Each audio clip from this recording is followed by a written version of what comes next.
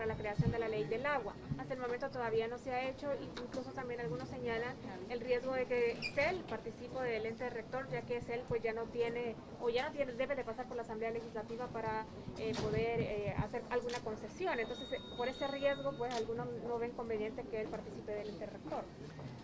Me parece que la discusión de la ley del agua es una discusión obviamente pendiente desde hace muchos años en el país. Nuevamente esta legislatura vuelve a retomar la decisión desde cero, ¿verdad? Han habido algunos avances en el proceso de discusión de la ley y pues ya se dictaminó el tema de la autoridad de agua. Sin embargo, como otras cosas que estamos viendo de parte del partido oficial y del gobierno actual, es que nos dan un dulce, pero después ponen otra situación o otra disposición que va en contra de los derechos. Se ha aprobado el derecho humano al agua dentro del articulado de la ley y por otra parte también se ha establecido el tema de la autoridad de agua. Pero el punto importante, el punto que hay que poner mucha atención es en los temas de la explotación, ¿verdad? Donde hay tanto entes privados como entes públicos podrían tener un interés. No puede ser que la explotación de mayor volumen se conceda por más años y la explotación de menor volumen se conceda por menos años. Son temas donde hay que escuchar a las organizaciones que vienen luchando durante muchos años por el acceso al agua y al saneamiento. Y debe abrirse el espacio no solo a aquellas organizaciones que esta Asamblea Legislativa decide dar para poder opinar en las convocatorias de la Comisión de Recursos Hídricos, sino también a todas aquellas que se han pronunciado a lo largo de estas semanas sobre ese tema.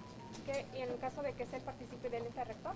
Sí, yo creo que realmente CEL no tiene una competencia adecuada para poder decidir si el recurso agua debe brindársele con qué prioridad, ¿verdad? CEL es una empresa estatal que no tiene las capacidades técnicas para decidir de una manera neutral y de una manera poniendo primero el bien común y el interés público sobre cómo se prioriza el agua. Entonces, me parece que no procede el hecho de que pertenezca al ente rector, más bien hay otras entidades como el Ministerio de Medio Ambiente, el Ministerio de Agricultura, por ejemplo, ¿verdad? El Ministerio de Economía, de repente, que sí tendrían, pero una empresa estatal no tiene ninguna competencia técnica que tenga que ver con el uso del agua. Estamos repitiendo de alguna manera lo que estaba queriendo hacer la empresa privada al participar también de esta autoridad. ¿Qué opina de que el presidente Nayib Bukele no va a participar de la Asamblea General de Naciones Unidas número 76? Es preocupante que cada vez nos estamos cerrando más a la comunidad internacional. Pongamos nuestras barbas en remojo y veamos qué quiere decir esto. Un gobierno que cada vez más se aísla de la comunidad internacional, se aísla de la arena de discusión de los grandes temas mundiales y que además está cerrándose a la amistad y a las relaciones con otras naciones que tradicionalmente han estado tendiendo la mano a nuestro país, es algo que hay que considerar, ¿verdad? ¿Por qué está pasando? ¿Será que el capricho autoritario de este líder está privando más que la necesidad del pueblo salvadoreño de abrirse espacio en el mundo? Preguntémonos eso. Diputada, hay amenazas de sectores extremistas que dicen que es necesario expulsar a Inmens debido a las condenas que han dicho sobre decisiones democráticas en el país y a la inclusión de los magistrados de la Sala del Constitucional de la Corte Suprema de Justicia del 1 de mayo. ¿Qué pasaría si esta decisión se toma en El Salvador? No veo que esa decisión esté cerca de tomarse, al menos no parece evidente que eso se vaya a hacer. Si se pretende expulsar a la encargada de negocios, por ejemplo, que me parece algo demasiado extremo y poco probable, habría que hacerlo igual con cualquier otro embajador de la Unión Europea o de otro país civilizado y democrático que en el uso de sus facultades, ¿verdad?, y de su derecho de poder opinar sobre temas de la democracia, no sobre los asuntos políticos del país. Esto va más allá que un asunto político partidario.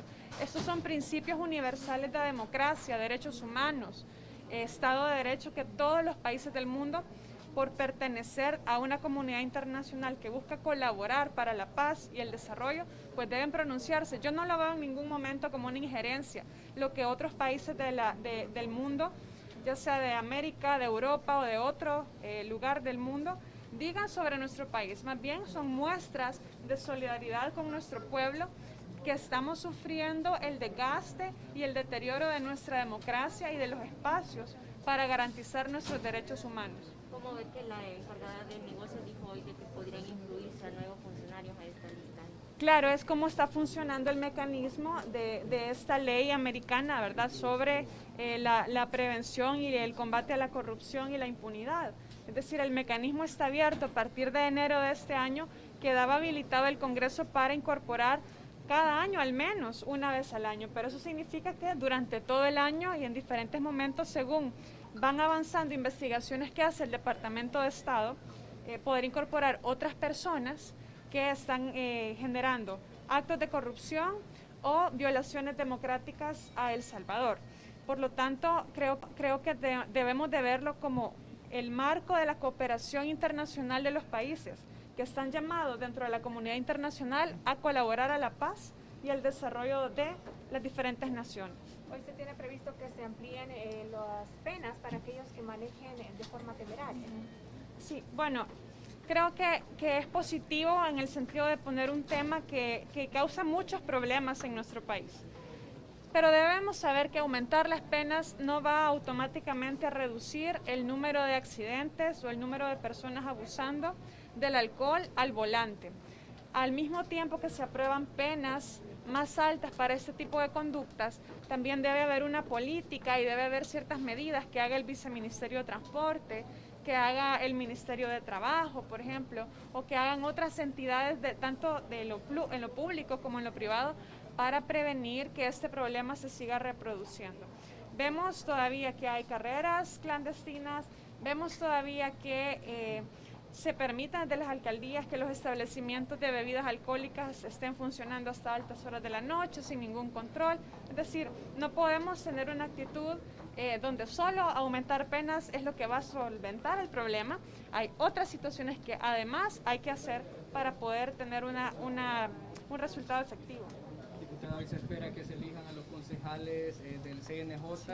Opinión al respecto, tomando en cuenta que qué decisiones van a tomar en el país y si se eligen de manera antojadiza. Este tema es muy importante. Si ustedes se fijan, estábamos en un proceso para elegir a los magistrados suplentes de la Corte Suprema de Justicia.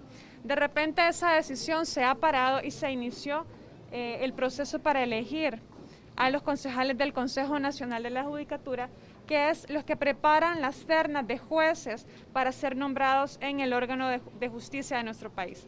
Por lo tanto, se paró lo anterior y se empezó con esta discusión.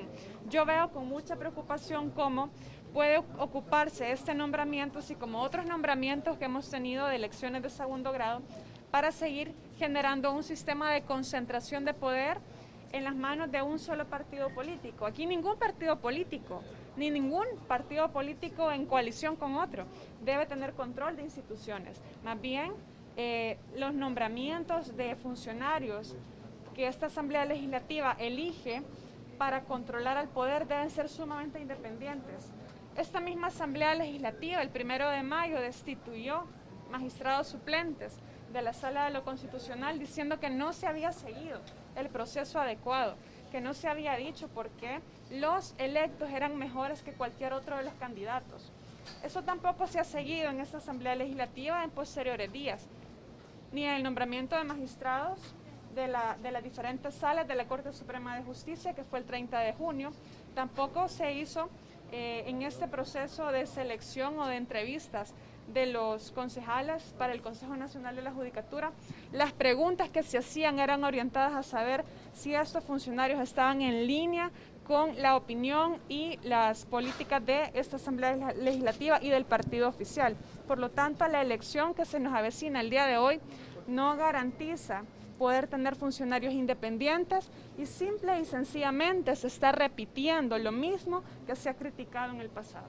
Diputada, a pesar de algunas promesas de campaña de algunos partidos políticos, acá en la Asamblea Legislativa se siguen repartiendo vehículos y asignando gastos de gasolina. Algunos lo justifican asegurando de que son para los grupos parlamentarios, sin embargo hay otros diputados que ya los utilizan. Sí, bueno, primero decir que nuestro grupo parlamentario ni esta diputada tiene ningún vehículo asignado, tienen ningún vale de gasolina asignado y que tampoco lo vamos a pedir, ¿verdad? Nosotros estamos trabajando con los recursos propios y creemos que no es necesariamente malo, digamos, tener un vehículo asignado para el trabajo legislativo o tener recursos asignados para el trabajo legislativo.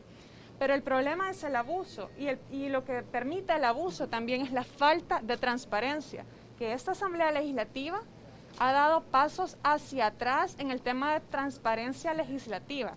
Nunca antes había habido información reservada en la Asamblea Legislativa.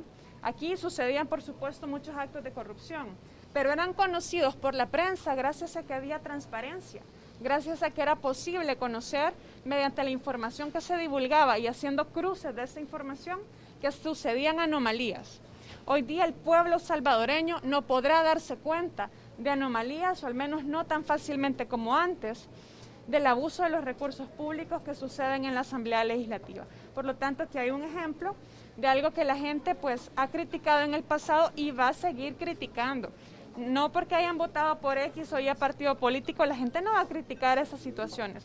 Así que quiero hacer un llamado también a todos los diputados y diputadas de este órgano de Estado para que seamos conscientes en el uso de los recursos que nos han sido asignados y respetemos la voluntad del pueblo que nos pide ser probos en ese sentido. Gracias. Muchas gracias a ustedes.